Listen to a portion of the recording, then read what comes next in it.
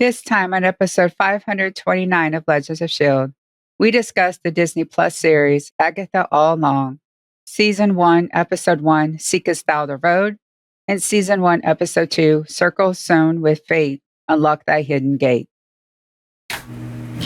I'm Stephen John Drew from the official GonnaGeek.com show, a weekly geek news podcast that is a part of the Gonna Geek Network, just like the show you're checking out now. Shows on the network are individually owned, and opinions expressed may not reflect others. Find other awesome geeky shows at GonnaGeekNetwork.com. Raised on X-Men, empowered by the Avengers, strengthened by the Defenders, webbed by Spider-Man, adopted by the Fantastic Four, and forged by S.H.I.E.L.D. Stand by for your Marvel debriefing.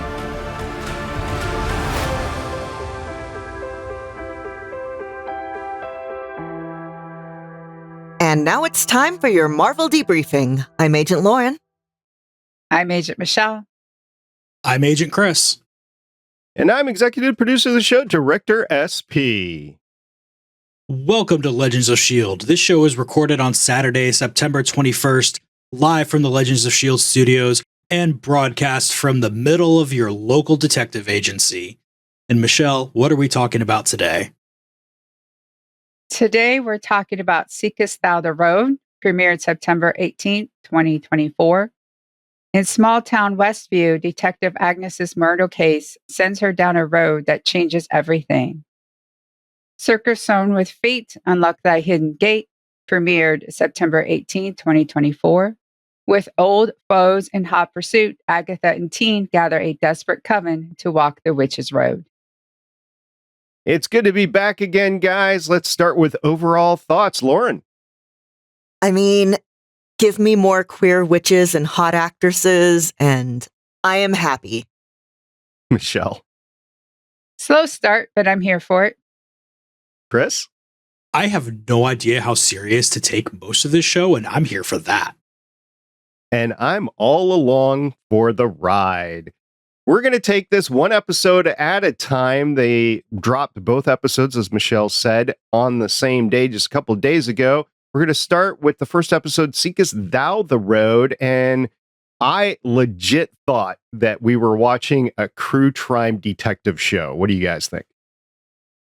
Okay, so as a detective show aficionado, this was very much taking inspiration from two things. One is the HBO show Mare of Easttown, starring Kate Winslet, especially with the kind of gruff, no-nonsense cop thing that Agnes is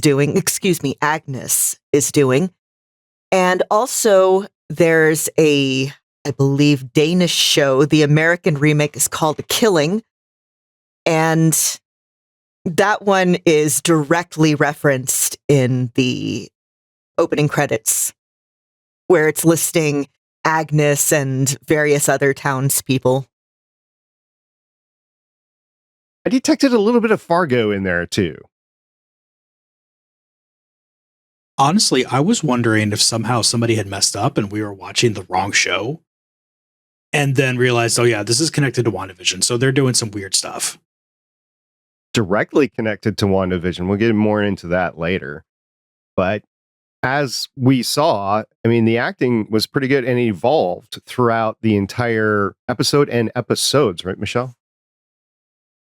Well, when it comes to the detective show part, it takes a good actor to play a bad actor just chewing scenery all the time. And chewing gum. Yeah. You have to be really good to be really bad. Like I said, it's very stereotypical. It's like somebody was like, let's take all these aspects of all these female-led detective shows, the gruff cop with a tragic past, and they just shoved it in here. And at first I was thinking like, okay, we know that Wanda kind of sentenced Agatha to not have her powers and not remember all this stuff. And the last time we saw Agatha, her memory had basically been not wiped, but set back to Agnes the neighbor. So I was wondering, does this have something to do with that? Is this some kind of weird rebound thing from Wanda dying? Because as we find out in the episode, the dead body that she finds is very clearly Wanda Maximoff.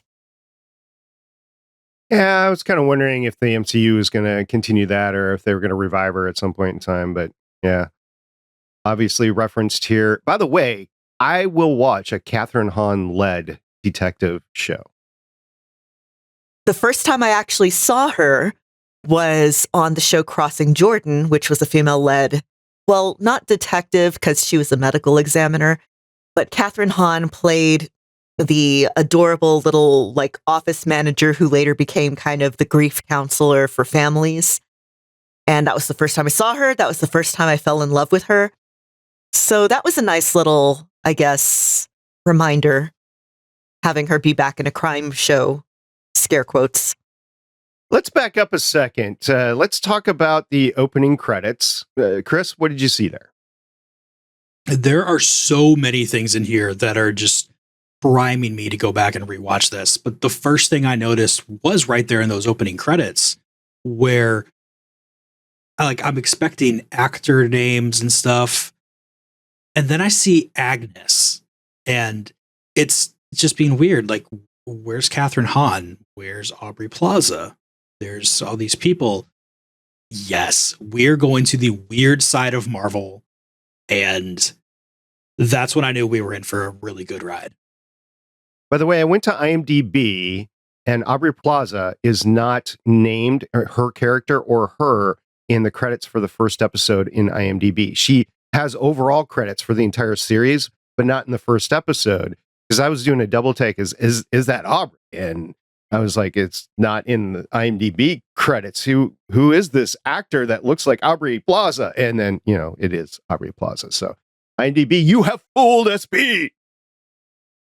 Yeah, IMDb is sadly fallible. Now, there's a lot of references to WandaVision. We get several references throughout both of the episodes to a certain book. We do. So part of the mystery that we're dropped into is that on the body, they find this library. Okay, kids, before computers were really a thing, the way they would keep track of who had checked out library books was there was this little paper inside, usually stuck to the cover, and you would write down your name and when it had been checked out. And we find all of these dates listed that if you go to IMDb and there's a trivia item of this is what we think these dates mean, or I think it was on IMDb. It could have been on some other article somewhere analyzing the show, but there's no names. And the book itself it has one of those really long and complicated names that turns out to be a backronym for Darkhold. She figured it out pretty quick. Or was that at the speed of plot? I would say speed of plot. Yeah. She was told to go home. It was late. It's always great to have your detective federal nemesis show up with a box of pizza, too. Was it pizza? It was pizza. Yeah, they had pizza and beer. All right. I'm loving the ex-girlfriend vibes that are going on here, both in and out of detective characters. Have they ever dated in real life? I don't think they No, have. Catherine Hahn is actually straight. Okay. I didn't know, so I was just asking. So I'm glad you knew the answer to that. We do have the WandaVision sort of TV show vibe where Catherine Hahn as Agnes, is actually peeling off the layers of clothes. I think that is also symbolic to peeling off the WandaVision TV shows as well. I believe it's pretty much everything she wore in there. Yeah, gets everything. I love the 80s outfit where she was just like, no. And then finally she gets to the black and white, which was the first episode of WandaVision, the Dick Van Dyke-esque episode, which was in black and white. And then finally, when she gets there, she remembers who she is. And it was like, say your name. And finally was able to peel that off. So it was interesting to see her be like, get hot. And then, going backwards, the peeling, the peeling, the peeling, the peeling. I thought that was a good effect. Now, Agatha apparently has a true power here. I mean, other than being the first woman to show her butt in a Marvel production? Well, there's a power even better than that. And her true power really is just the manipulation she found along the way, because she is able to get everybody to treat her like the way she's seen the world is the way the world is, and lots of other things that we'll get to later. Now, Lauren, I have no idea what the Witch's Road is, and I know you have comic background here, so enlighten me as to the Witch's Road, please. All right. If you go back in our archives, we used to do a show called Legends of S.H.I.E.L.D. Long Box Edition. And I specifically reviewed all of the X-Men comics that came out every week. And as you can imagine, it became a lot, and there's a reason why we're not really doing that anymore. But right around the end of that show, there was a Scarlet Witch ongoing series that had started up, where it's Wanda on the Witch's Road. And that was, I believe, the first time the Witch's Road was a thing in Marvel. And in that, it's the ghost of Agatha Harkness, because she was dead at the time in 616, and Wanda are walking this road, which is basically, in that incarnation, sort of a This Was Your Life little trip through, I'd say through memory lane, but it's stuff that Wanda kind of had no way of knowing at parts. And she finds her true mother, because this was at the time when Marvel was like, oh, but because we don't have the right to the X-Men, but we do have the rights to Scarlet Witch and Quicksilver, we're going to say that Magneto isn't really their dad and they're actually Inhumans. And I think that was a mistake. I don't remember if it's been retconned, because I haven't read a lot of comics recently. I know that the X-Men comics have gone over, since that point in time, at least 2 reiterations. So it wasn't clean slates, but, we started at least 2 new universes within the X-Men. Yep. And eventually I'll catch up, but right now it's not a huge priority for me. Here, it seems to be more of a, well, we don't quite know yet, except that if you walk it with a coven, you get your heart's desire at the end, which is, very much a Wizard of Oz, follow the yellow brick road type thing. And Wizard of Oz has been a thing previously in the MCU. Some of the examples I saw were at one point in the second Doctor Strange movie, which had Wanda. America Chavez and Doctor Strange are literally walking a yellow brick road. Here, it seems to be, instead of a kind of interior journey to give you more like self-knowledge, it's more of an actual physical, complete this task and get a prize. I remember reading those episodes, those issues. I have those issues of the comic book run in my basement, and I might crack them open to give some sense of what's about to happen, because like I said, I just have no idea what's about to happen. So before we wrap up the first episode, let's talk about all the witch references that we have seen so far. Okay. I was a teenager in the late 90s, and as such, I'm pretty sure this has been a thing for a long time, but at this particular period of time, at all of our sleepovers, we checked out witch books from the libraries and tried to do spells and stuff, and watched a lot of witchy movies, like The Craft was one of our particular favorites.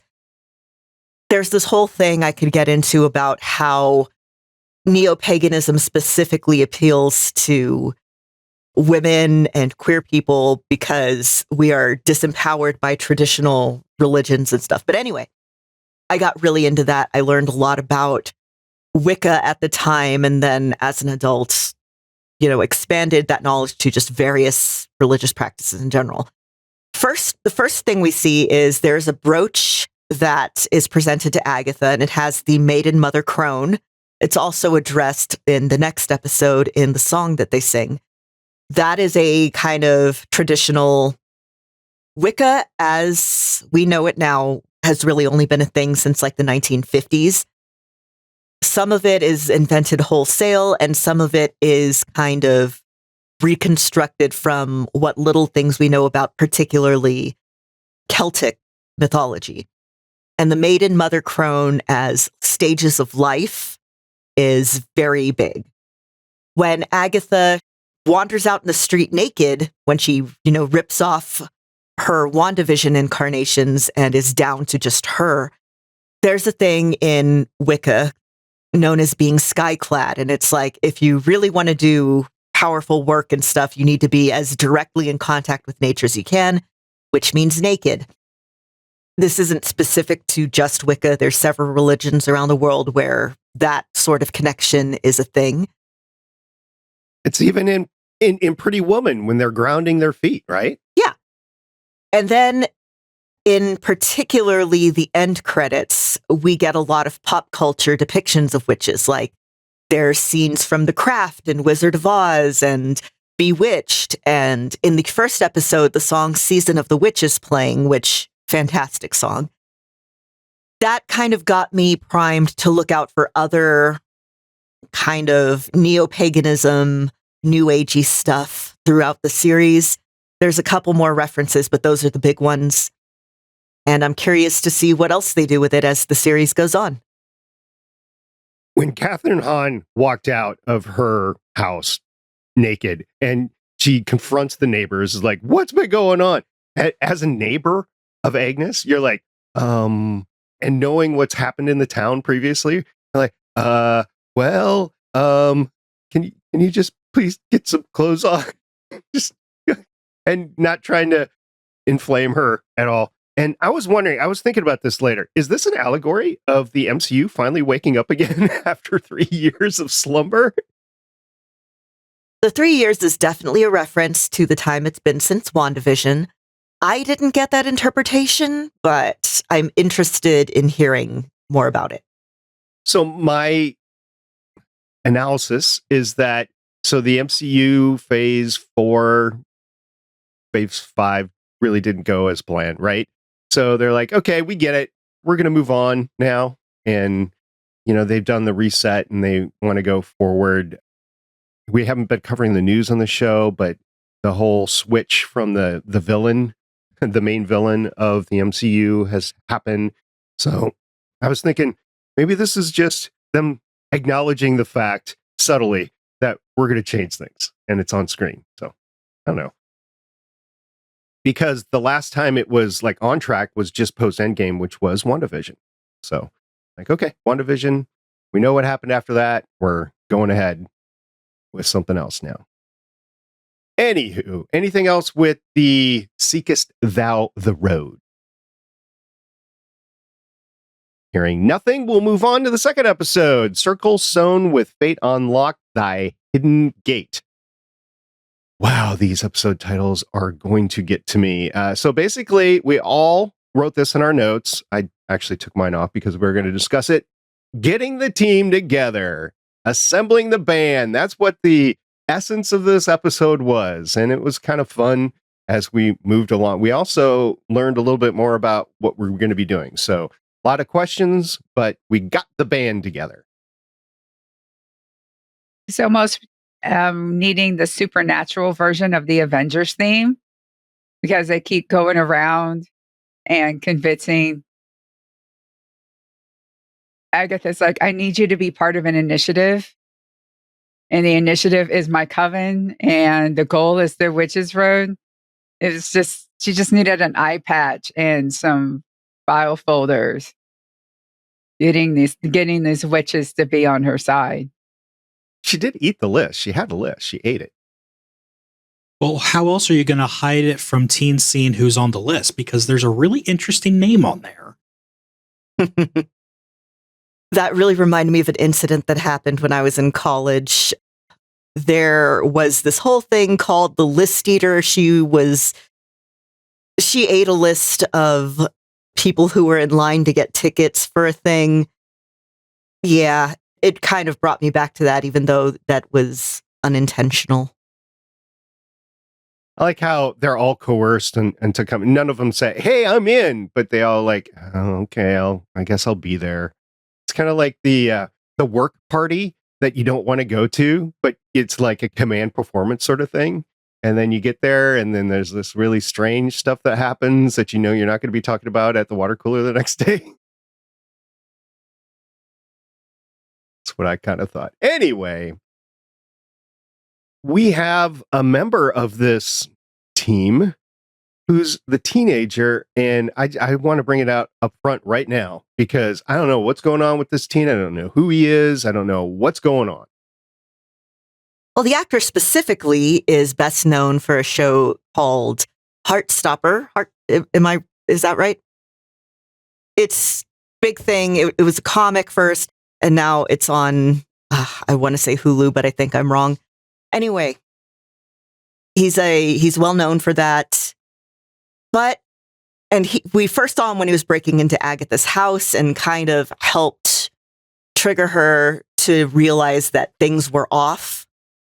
And then, of course, when we meet him again, instead of being, in an interrogation cell like he was in her version of things, she'd kind of duct taped him up and locked him in a closet.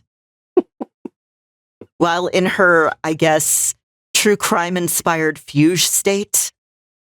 I mean, from the teen's perspective, you're dealing with somebody who's mentally trapped into their own true crime drama, and you're just trying to wake them up, and then you end up duct tape and tied to a chair in a closet, and you're there for the rest of the night. You're like, wake up in the morning, you're like, I don't even know if he went to sleep or not, but she finds him in the closet. It's like, oh, you're real, I guess.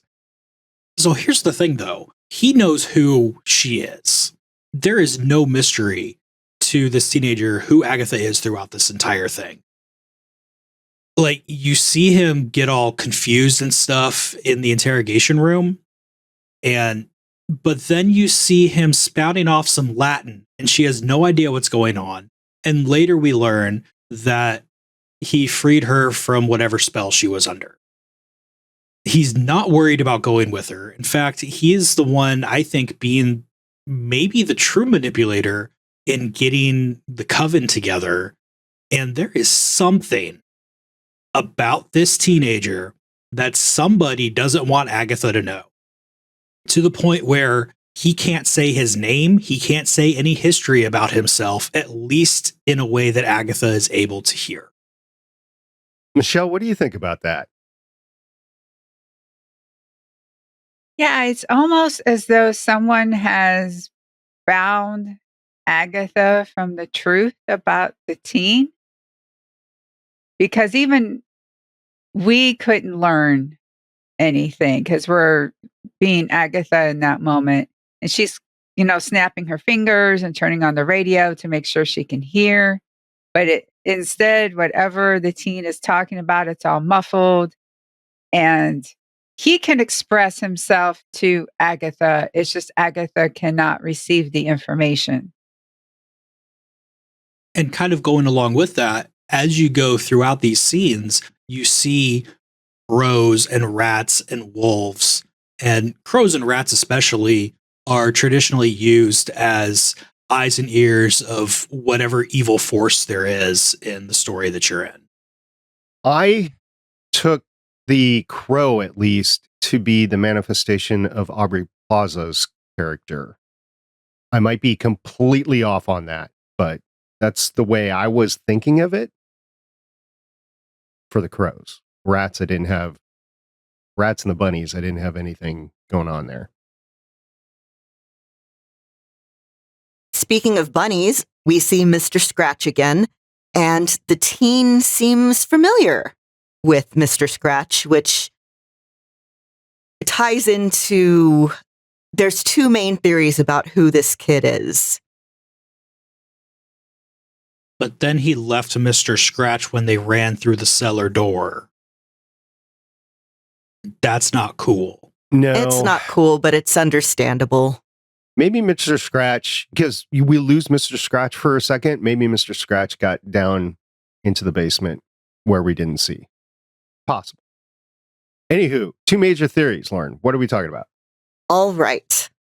So, the first theory that deals directly with Mr. Scratch, I believe we might have brought this up when we were trying to theorize what was up with Mr. Scratch in our WandaVision episodes. In the comics, Agatha has a son named Nicholas Scratch. And there are some questions of, okay, is this going to be him? Is he going to be because he seems to be taking a, if not childlike role to her, he wants her to be his mentor. And the other theory is that, okay, in the comics, after Wanda's little breakdown where she had conjured up this whole family for herself, including her twins, Billy and Tommy, they come back, their souls get migrated basically elsewhere into Billy Kaplan and I forget Speed's, or whatever his name is, his last name, Tommy. But Billy is, since we know that they seem to be moving in the directions of Young Avenger, this kid is age appropriate. He does have a memory of Mr. Scratch when, they were neighbors in WandaVision. He has magic powers like Billy. He is gay like Billy. Could he be this universe's Billy Kaplan? It's possible. I wasn't even thinking about the Young Avengers aspect of this whole thing. Yeah, you're completely right. They could be adding another member to that team. Awesome. They did add a lot of witches to the team, and they seem to come around every single corner. So I'm just going to point out there's a lot of witches in Westview. A lot. I don't know if that's proportionally the same as the rest of the country, or if that's just special, like there's this nexus of Wiccan activity within Westview. I mean, obviously with the whole WandaVision sort of thing before, but you get a sense that they were around before that. Didn't she explain to the kid while they were driving that witches tend to kind of naturally congregate in areas around, like near each other? She said something about 3 miles, but I didn't really understand the backdrop of that. So I'm legitimately asking. There just seems to be a disproportionate amount of witches within this small little area. Yeah, I know she said that like wherever you are, there's enough to be a coven around you. But at this point, I'm not sure whether to take that as they're all just coming together magnetically, or there are so many witches that you just can't get that far away from any witch. Yeah, maybe. Maybe there's this like magnetic draw to the power. Anyway, let's talk about who we don't know if a witch is a witch or not. Poor Sharon. All she thinks is going on is a little dinner party. She's like, let me get my purse. And she wants to just talk about azaleas and such. And she's down there and they're singing. And she's like, should I know this song? Yeah. So the first time Agatha runs into her, well, first of all, if you've noticed, she's still referring to all of the neighbors as the names that they had in Wanda's version of the neighborhood in WandaVision, including calling her Mrs. Hart. And she's like, oh, no. That was a name that, and everyone seems scared to say Wanda's name. I mean, kind of understandably, but she's like, that's the name she gave me. My name is Sharon. And yeah, is she going to be just a normal person? Is she going to have latent magical powers?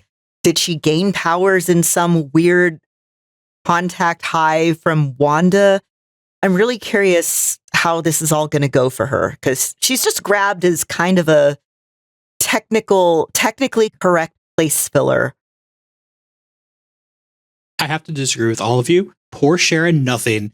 If you notice the bottom name on that list, it is a black colored in heart. Sharon is Blackheart. Yeah, there is a character in Marvel named Blackheart who is like a devil. I was either thinking of that or Vito as the Blackheart, but I was totally thinking that Wanda knew she was a witch and brought her down because she was a witch.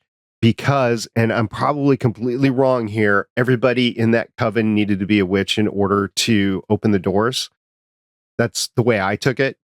But again, I'm wrong a lot. So who knows? I also thought that originally Rio Vidal is the name that Aubrey Plaza gives as her character. But again, that was in the detective version. And she at one point tells Agatha, "My black heart beats for you." And I think that was supposed to be a reference to, yeah, she was supposed to be there. And that's why Agatha was so insistent that she get rid of the list. But then we go to Ms. Hart, the neighbor. It's not her real name, but again, it's like a technically correct is the best kind of correct thing. Also, just because I think it's funny when they're all sitting around doing stuff and they ask who's going to sing the high part of the song, and Sharon says she doesn't do drugs. That if that's not a That 70s Show joke, then I know it's a really happy accident. That's what I was just going to say. I love the 70s Show references. It's awesome. All right. Anything else from you guys on Circle Sewn with Fate Unlocked, Thy Hidden Gate? Okay. I have actually still a lot to say. First of all, these actresses that they bring in as these witches, the one that I'm most thrilled about is Patti LuPone as Lila, the psychic that they meet first. She is Broadway royalty. To me, she's best known as the original Mrs. Lovett from Sweeney Todd. But she was also in the witch seasons of American Horror Story, like American Horror Story Coven. And in the comics, Lila Calderu is a witch she has this relation to Baron Mordo. There's all sorts of stuff about, she was the descendant of the first Baron Mordo. And anyway, I don't think we're really going to be getting into that here. As Jennifer Kale, we have an actress that has actually been in a Marvel project before, Sashir Zamata. She was the voice of Lunella's mom in Moon Girl. So here we get to see her live action. The original Jennifer Kale in the comics is also a witch. She's white in the comics. She is Ghost Rider's cousin, Johnny Blaze's cousin. Alice Wu that we have here, the actress has been in stuff like Supernatural. And in the comics, she's Alice Gulliver, the daughter of the August Wu of the Coral Shore and the Magical Guardian of Hong Kong. She does meet up with the Scarlet Witch. Kind of not a huge major character, but I'm curious to see where they'll take her here. In IMDb, she is listed as Alice Wu-Gulliver. And then we have the Salem 7 who show up as they're trying to get on the witches' road. It's these 7 witches in robes, and they're hanging out with Rio Vidal. In the comics, the Salem 7 are Agatha's grandchildren. Huh. Mm-hmm. I was wondering who they were. So the Salem 7. While it's never actually spoken in the show, there's a lot of things that call Aubrey Plaza's character the Green Witch. In the original comics, where Scarlet Witch walks the witch's road, she meets the Emerald Warlock, who is basically, he wants to get rid of Ireland because of slights several hundred years ago. I don't know if that's going to be related. I don't know if maybe they just decided that every witch has a color scheme. We'll see. So Aubrey Plaza could very well be the Green Witch that they really need, and Blackheart, Sharon, could be the spy. I could see that. That's going to be a great, if they do that, it's going to be a great twist. That's awesome. Also, I'm going to make a WandaVision callback here. Remember in WandaVision where we had all those witches hex shaped all over the place? I haven't seen any hex shaped stuff in Westview in what we've seen so far, or did I miss them? I know I saw the 5-sided pentagram, pentacle, but I didn't see any hexagonal shapes. So did I miss them? I wasn't looking. I think this could be a shift in how Marvel is looking at the witch powers, possibly. I don't know. Something to keep in the back of our minds. Oh darn, let's go watch it again and see. I know. I was like, I need to watch all of WandaVision now, and probably before next week to see how things go. I've got a question for you guys talking about WandaVision. So you had the whole events of WandaVision happen 3 years ago, obviously. And then you have everything going on in the town today. When do you decide just to move away from the town? I mean, when does it overcome the pain of having to pay to move, especially in this economy? When does that happen? Are they directly going after me? Are my needs being met? And like, if I'm getting the correct answer to both of those, I'm just going to stay where I am. At any point in time, you can have a complete destructive act that happens to you or your town or to your family. I mean, you had families that were living right next to Agnes. They were like, oh no, as she's coming out naked, we need to go back in the house now. Husband, come on. Okay. I used to live in an area where hurricanes were a regular occurrence. And as long as your house makes it through, I mean, is it really worth moving? Well, you did. Well, I moved, but that wasn't because of the hurricanes. Sure. That was just a nice bonus, although now I kind of have to deal with, like, fires. I got my wife to move away from the hurricane stuff, like a whole 20 miles away. 20 miles can mean a lot in a hurricane. Especially if you're living right by the coast. All right, so that's a question out to our listeners. When does it overcome the pain of having to move to get away from something like that? I guess it's like living in New York City in the Marvel era. Do you really want to stay in New York City when you know the town's going to get crushed every 5 years? Okay. Anyway, we're going to wrap up here. Any final thoughts, Lauren? I watched this on Thursday, the day after it premiered, because I watch wrestling on Wednesdays. And right before it was going to be on, I found out the cast list for the Lin-Manuel Miranda, Lauryn Hill, Issa Davis musical adaptation of The Warriors. And that got me so excited. I was like, I really want to do a rewatch of The Warriors now. It's a great movie, one of my favorites. And, you know, this was absolutely worth postponing a rewatch of The Warriors. It was a lot of fun. I dug it. I can't wait to see more. I know you were coerced by somebody on social media to do it. I'm glad you thought it was worth it. Look, I'm easily swayed by Aubrey Plaza gifts. Noted. Michelle, last thoughts. I wonder what it will be like when they learn the truth about Sharon, or will Sharon surprise us? Looking forward to that. Chris? I just want to know if we've met Mephisto yet. There's a link to what you guys have been watching the last few weeks, right? Just a little bit. From my part, I'm going to say, why am I no longer wearing shoes? Lauren, if somebody wants to get a hold of us, how would they do that?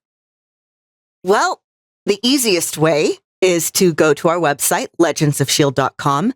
You could also leave us a voicemail at 844-THE-BUS-1. That's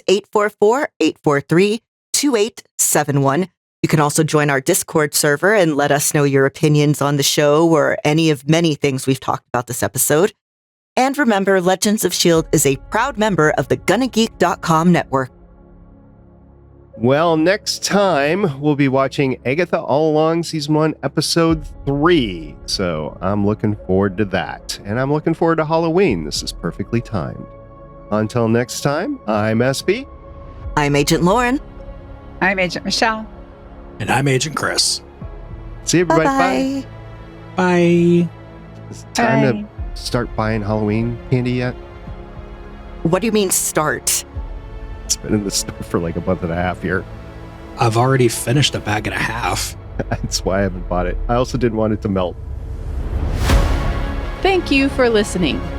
The intro music heard on this podcast is Great Marvels of the World by Lynn Publishing, found on pond5.com. The outro music heard on this podcast is Cinematic Trailer by Ed Records, found on audiojungle.net. Other transitional music on this podcast is found on incompetech.com, audiojungle.net, and pond5.com. For more information about this podcast, please visit legendsofshield.com. Excelsior!